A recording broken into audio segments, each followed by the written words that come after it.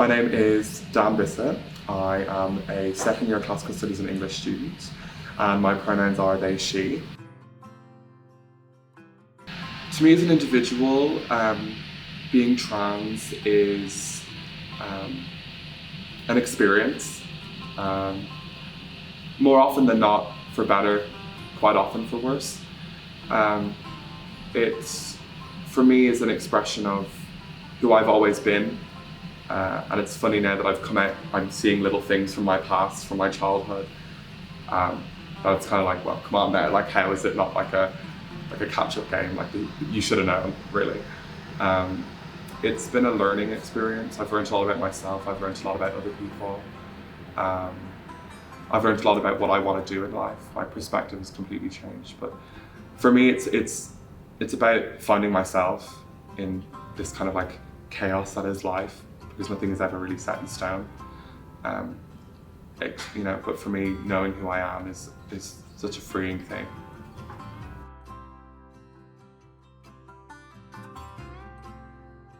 Yeah, definitely would describe it as a journey. When I moved to London in September of 2020 to start uni, I knew that was when I was going to try and pursue medically transitioning. I had socially transitioned at this point in Ireland, but the state of healthcare, especially for trans people in Ireland, is abhorrent. Basically, doesn't exist. It's an invasive and it's a very demeaning process that people have to go through. 7-year waiting lists to sit in a waiting room, to sit in a doctor's office, to be ridiculed and subjected to some of the most archaic forms of medical practice. It's just for me. I was like, I'm not putting myself through that. I don't think I could put myself through that.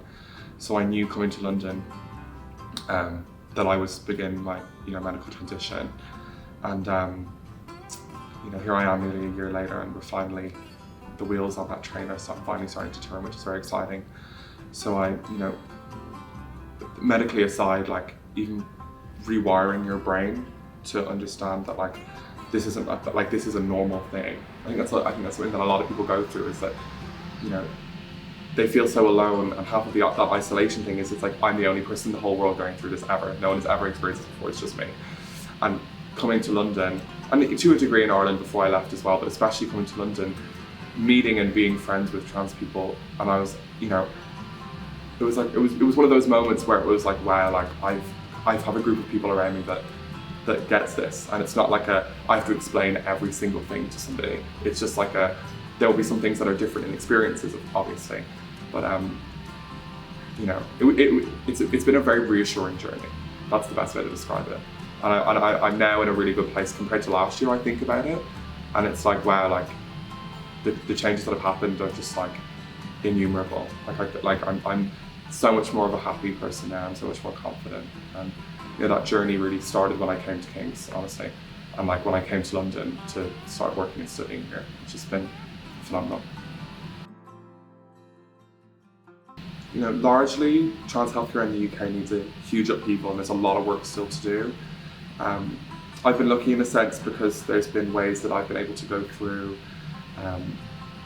shared care with the Dean Street Clinic and the King's NHS Health Centre, where they've been able to work together to help basically with prescriptions and with things like that. So I think that there's still a lot of work left to do with healthcare, especially now that it's under attack. There are so many incredible GPs that are really, really working hard, who are also being scrutinised quite heavily, but who really do care, and that's reassuring to see that there are people, even if they are in a minority, who really, really do care and want to see trans people happy and healthy. It should not be the role of every doctor, and it's very fulfilling to see people actively try and go out and help people in our community. The waiting lists for GICs, which are gender identity clinics in the UK, are staggeringly long, whether that be due to a lack of resources, a lack of financial support, or just general medical training or expertise. It's it's staggeringly long. You could be on a waiting list. You know, when I moved to the UK, I put myself on a GIC waiting list, and I think they said I would be seen in about 6 years, which for me, I couldn't wait that long. So the Dean Street Clinic, who I'm a patient with, are a sexual health and trans service clinic, and they offer great resources for cisgender people, and cisgender people and transgender people alike for sexual health screenings, but they also offer a specialised trans healthcare clinic. And I went to them asking what my options were, and I had just missed out on the criteria for their trans hormone clinic. But they said that if I spoke with my GP, that they could potentially engage in what's called share care, which is a temporary service that is in place until you begin at the gender identity clinic here in London, so that they will prescribe me with hormones, and they will take bloods, and they will look at things like counselling and reviewing mental health reviews and things like that. So it's a very exciting process, and I mean I'm just so lucky that, because I wasn't in a position where I could afford to go private healthcare, because I obviously as a non-UK student I don't receive maintenance loans, so I'm trying to pay for everything myself out of pocket and from savings basically. So I'm just really fortunate that this could happen. It's been a pleasure to work with the GPs that I've been working with. It's just been great. So historically, Dean Street has had connections with the King's NHS, but I think due to funding they have to be cut back. I just spoke to, so the King's GP referred me to the London GIC to put me on the waiting list. And then when I went to Dean Street, they said, this could be an option for you. Since you've just missed out on the criteria, I think maybe about 2 or 3 days. Had I joined as a patient 2 or 3 days earlier, I would have been able to, essentially be on their trial scheme. But they said, since this isn't an option for you, here's alternatives. And Dean Street does that really well, that if they're unable by law or by jurisdiction or by medical expertise, if they're unable to give you something, they will always provide an alternative.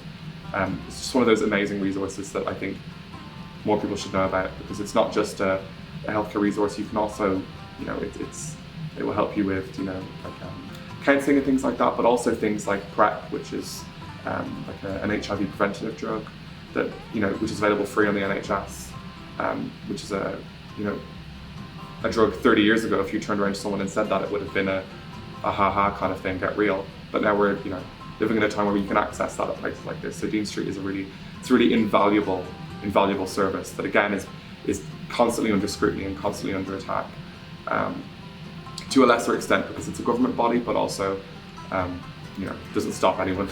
No one really will stop. But it's a privilege really to be able to be a part of it. Honestly, there is no right answer to that question. There is no guidebook. There is no Trans 101. I wish there was. It'd be an amazing book. For me, what saved my life genuinely was talking to other trans people, and seeing what works for you. You're going to make loads of mistakes. You're going to make so many amazing decisions. You're going to make so many mistakes, but that's all part of it. Part of that experience is learning what's right for you and what feels right. So talking to other people who've gone through similar experiences to you, or who are a part of similar groups to you, because obviously the whole conversation around transness is nothing if we don't speak about intersectionality as well. There's a huge disparity between trans people of colour and between white trans people, and between the healthcare that trans people of colour can access and the healthcare that trans white people can access. And there's a huge, there's a healthcare disparity anyway, but you add that extra level of transness on top of it, it becomes an even more multifaceted issue. So, speaking with people who are important. For me, coming over to the UK, speaking to Irish trans people in the UK was such a big thing for me. I really wanted to speak to them.